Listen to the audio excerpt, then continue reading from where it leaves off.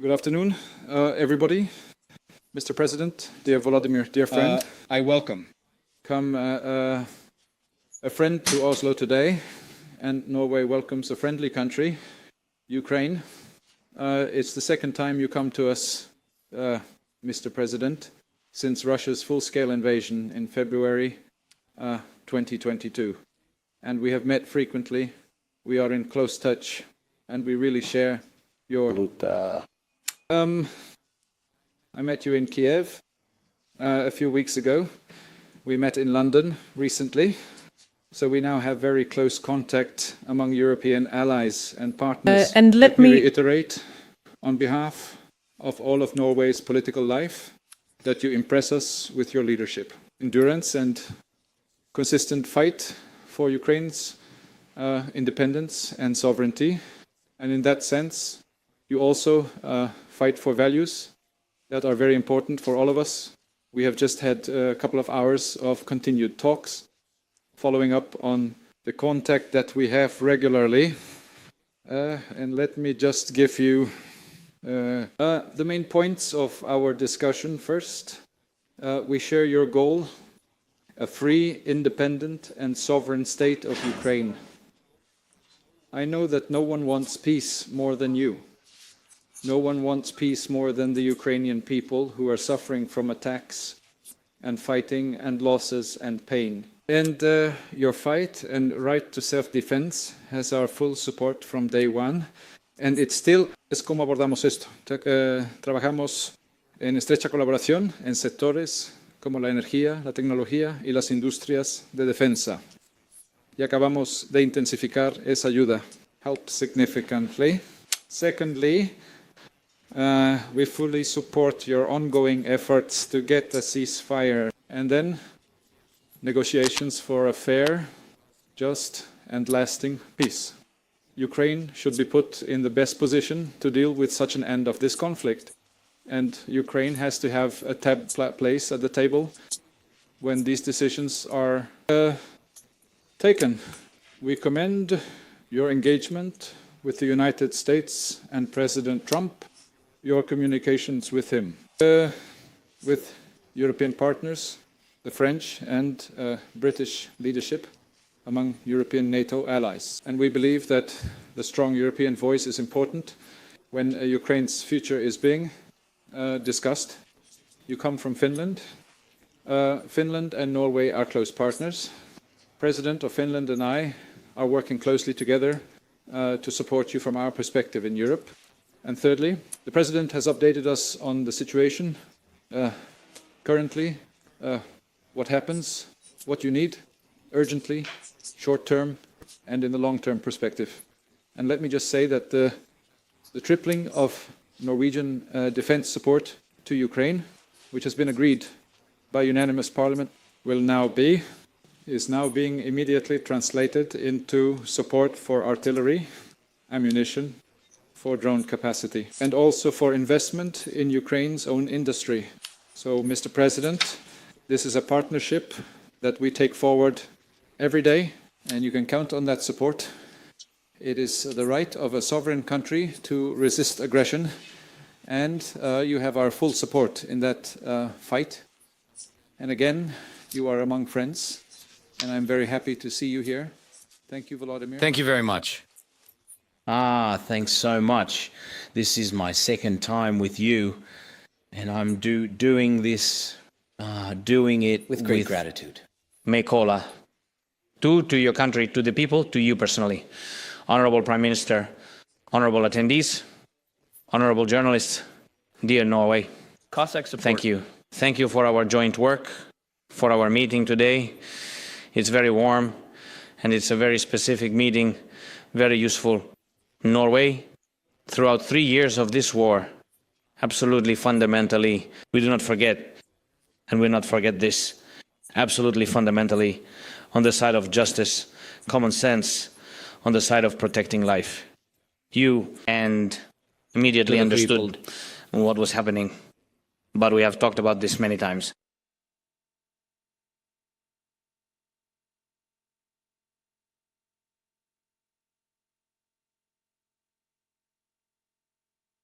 they were saying what this war truly brings and has brought from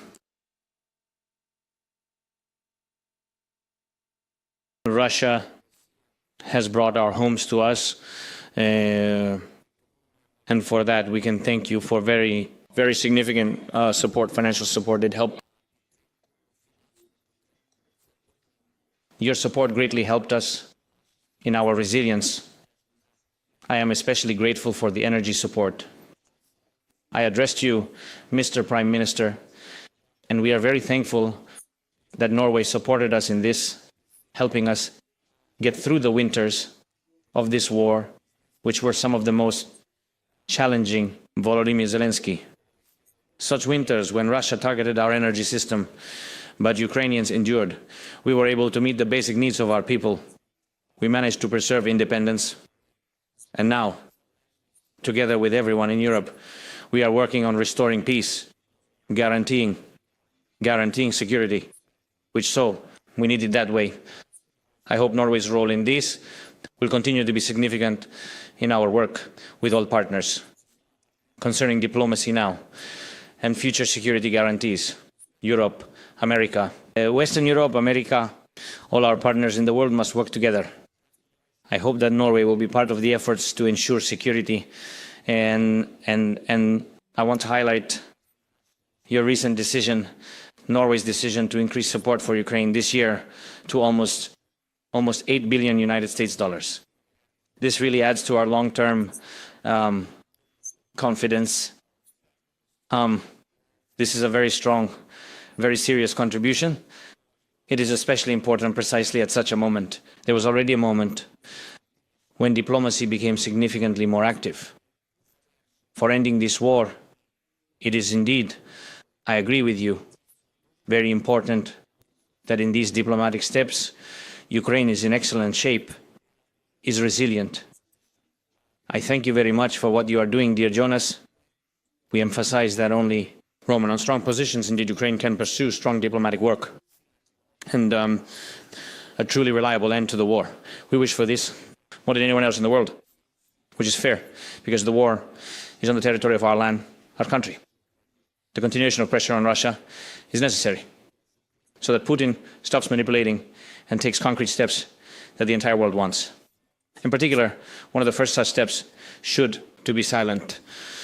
Yes, now we are speaking, and the United States and other partners, that silence in the sky. There can be a halt to strikes on energy infrastructure and a halt to strikes on people, on civilian infrastructure. A ceasefire at sea can be considered realistic. Safe navigation also we have to come to a ceasefire. Zelensky.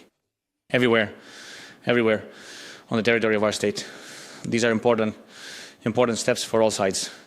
But first of all, everyone saw that Ukraine is insanely, Bohdan Butkevich, defiantly, they agree. And we are waiting for the aggressor to agree to this. Well, at least we hope the partners will pressure Russia. Certainly it is important for us to return the prisoners of war, to bring back our civilians, to return all people, to bring children home. The process of this, Volodymyr Berezovsky, the season is challenging, difficult. Every day we strive to achieve results. Yesterday was... Indeed, yes. Such, a moment of happiness. More than 190 people returned home and 190 families. And it's like, Such moments are so eerie.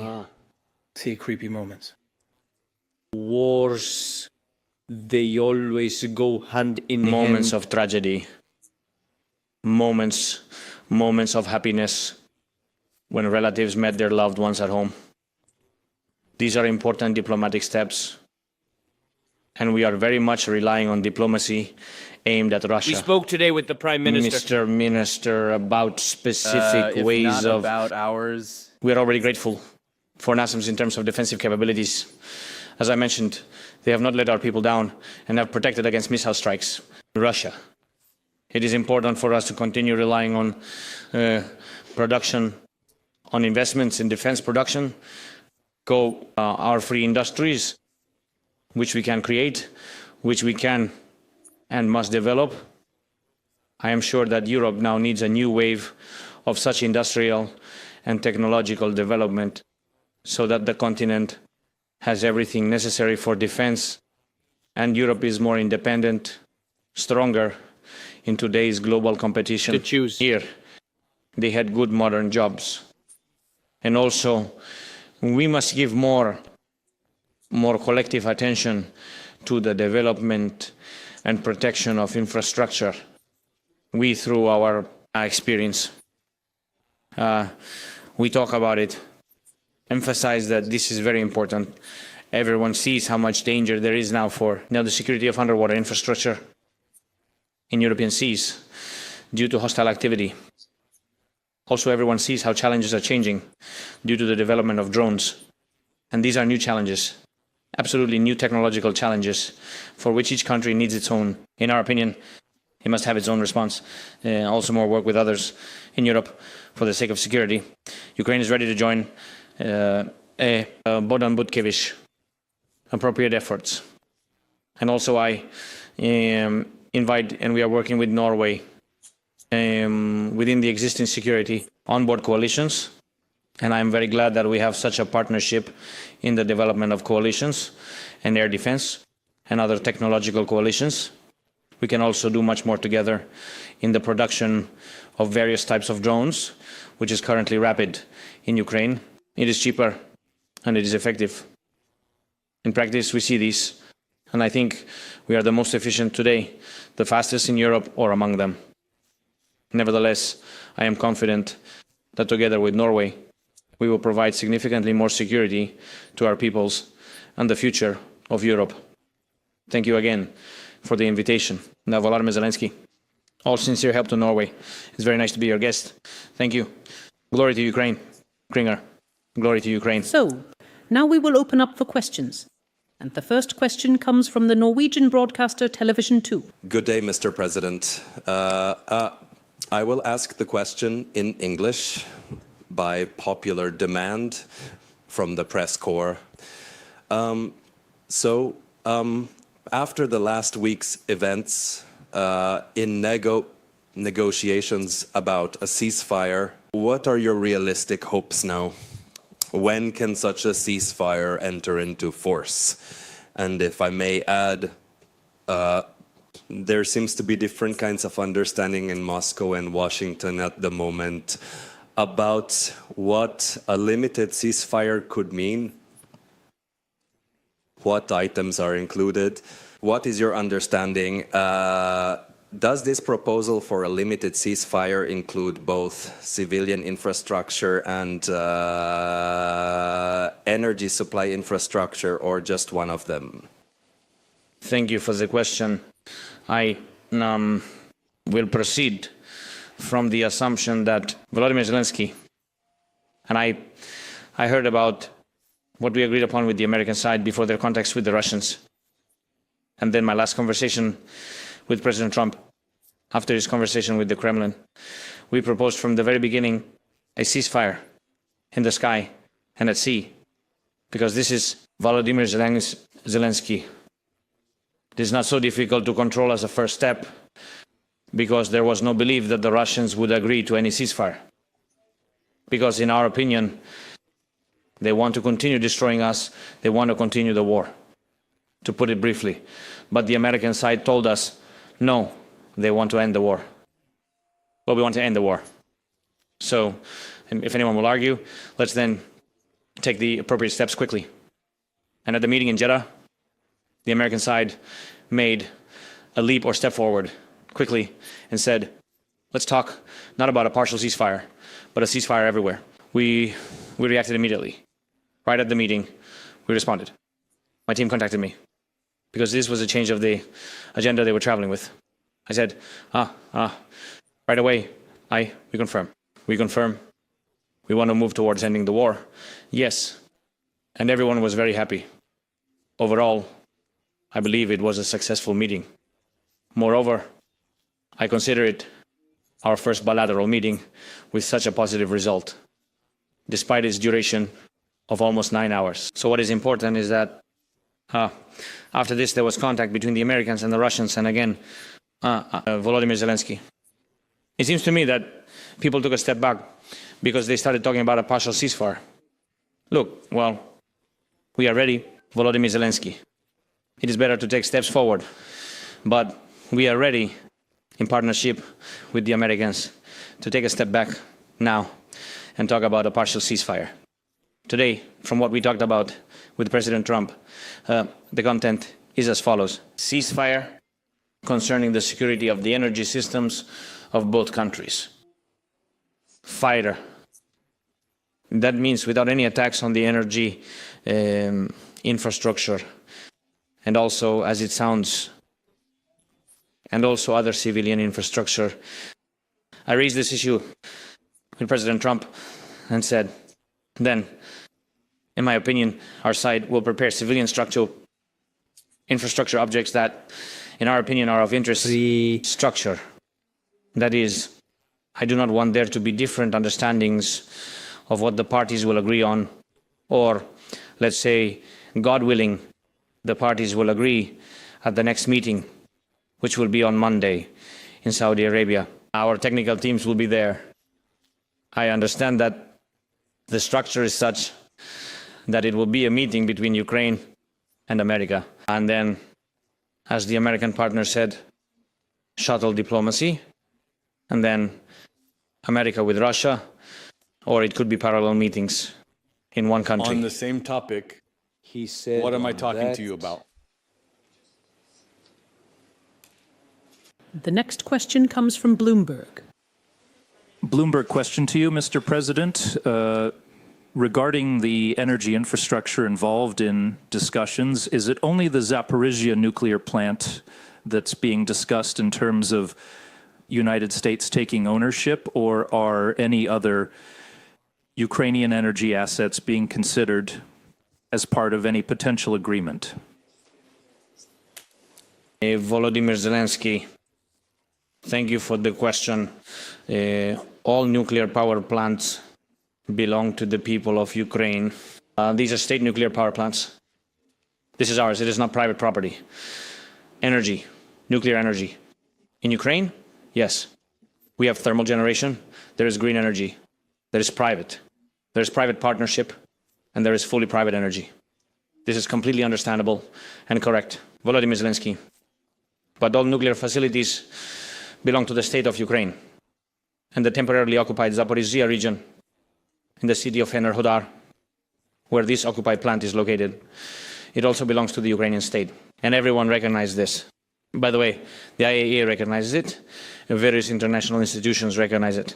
Moreover, the personnel working there are those who have consistently received salaries from Ukraine, from the state of Ukraine, and they are citizens of Ukraine. Yes, they changed the management. At the station, the Russians unlawfully changed and so on. But all the staff, all the professionals, all the nuclear specialists there, Volodymyr Zelensky, Ukrainians, do you know how they keep them there? They took many of their children, put them on buses, and took them to the territory of the Russian Federation. That's how people work. That's right. Well, what can you do? You would do anything for your child. Everything. I am sure you think the same. As a father, I can tell you, it's a fact. And therefore, the issue of the nuclear station, which is not operational, which is dangerous because it is maintained, but it is not properly maintained. Despite the oversight there from the International Atomic Energy Agency Commission and the presence of constant inspection, everyone understands that it needs to be cooled. For this, proper technical support is constantly needed. After the Russians blew up the dam, there is no normal water supply there. So, it is a complicated process. The station is in very difficult technical conditions. The question that the Americans are asking us, I don't know if they discussed it with the Russians or not. President Trump asked me, what do you think about this station? I told him that it works. If it doesn't work in Ukrainian, it won't work for anyone. It's illegal. She won't be able to. And we can't just manage the station because it's state-owned. The question is if, and we've heard these voices, if the Americans are thinking about it, like Volodymyr Zelensky, find a way out of this situation. They want to take it from the Russians and want to invest to modernize. That is a different issue. This question is open. We can talk about it, but we certainly did not discuss the issue of ownership with President Trump.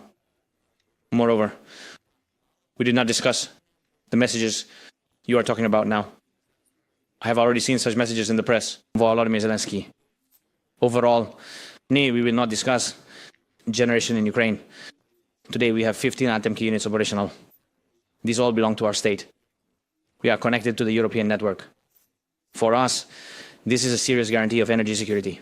The next question comes from the Norwegian broadcaster NRK. Yes, thank you, Mr. President. In March 2022, you said you were willing to discuss neutrality, which implies no to NATO membership. Is that a question that you still are willing to discuss neutrality? Volodymyr Zelensky. I never said that I was ready to discuss the neutrality of Ukraine. That never sounded. It was the Russians who raised this question when they came to us with an ultimatum to us. The first ultimatum, which was in the document, it was written, Putin, they didn't even propose, they demanded that we reduce the Ukrainian army, I don't remember exactly, to 50 or 70,000. Imagine the difference. Now this army is holding back the Russians.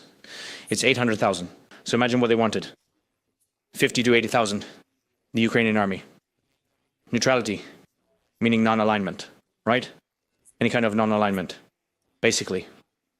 Then they wanted us to recognize the occupied territories as Russian. And there was a lot of other stuff. We always said that we don't quite understand what we're discussing. It's an ultimatum.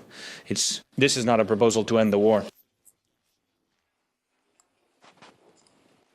And the last question goes to AFP. Pierre from AFP. Mr. President, President Trump reportedly is considering recognizing Crimea as Russian territory as part of a bid to end the war. Did you discuss this during your conversation with him yesterday? And generally speaking, have United States officials ever mentioned in their contacts with Ukraine that there would be a will to recognize some occupied territories as Russian? Thank you. By the way, I would like to finish before this. The esteemed journalist, she asked the question about neutrality, if it was a question of NATO, and if that is what you mean when you say neutrality. Yes, outside of NATO. Then I have always said, unfortunately, they do not take us into NATO. We really want it. And we believe that it would solve many problems and many questions. Today we talked with Jonas. We talked, when people are looking for ways to strengthen our army, strengthen how to allocate money if there were many military personnel, where should we conduct training, where to hold exercises, when, what contingent should be involved, who is in the sky, who is at sea, or can we simply have NATO? Make it NATO. It's simpler, less costly, and so on. But again, there's nothing to discuss. The United States of America, as the main ally in NATO, does not support it. Ukraine in NATO. Today, that is the case. I believe that you cannot just give these to the Russians.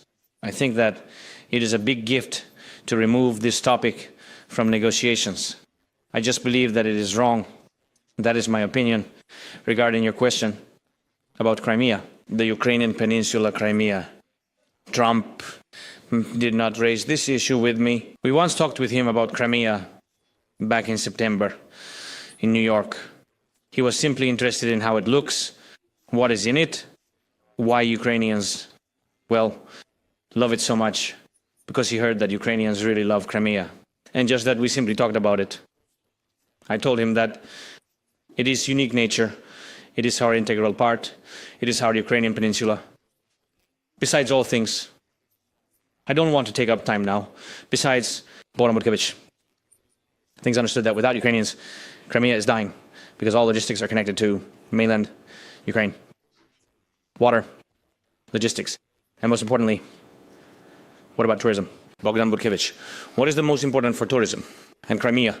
It's first of all unique nature. The sea, nature, that's tourism. Volodymyr Zelensky, what is the most important thing for tourism? Everyone will tell you. Tourists? There is no tourism in Crimea.